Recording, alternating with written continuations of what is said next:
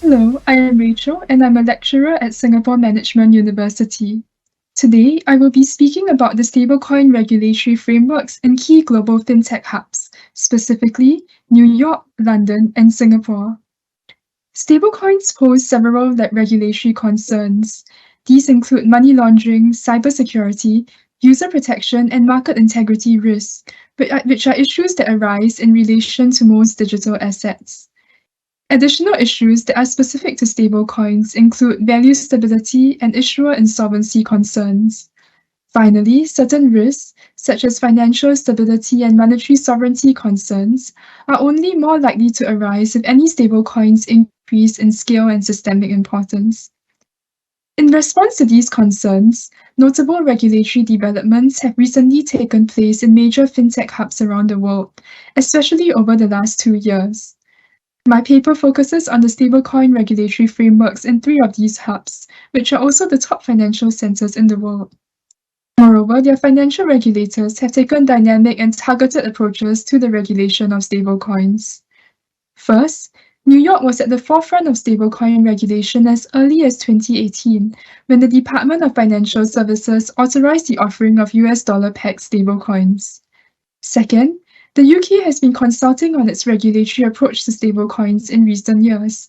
Legislative amendments, which passed into law in June this year, have set the groundwork for future regulatory changes. Third, Singapore finalized in August this year a new regulatory framework for stablecoins.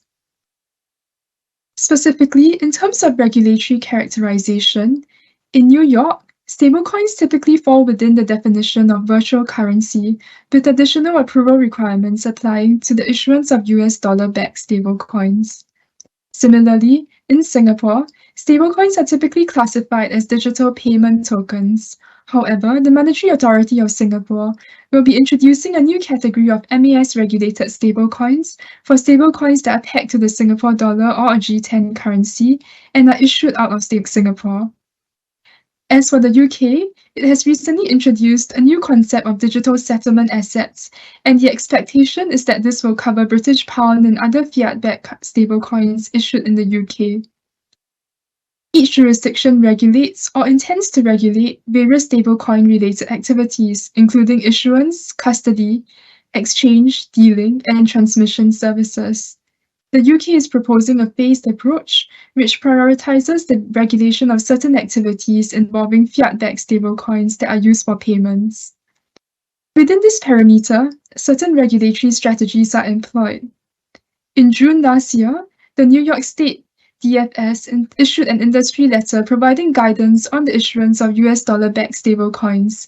It emphasized requirements pertaining to the redeemability and reserve asset backing of such stablecoins, as well as attestations regarding these reserves.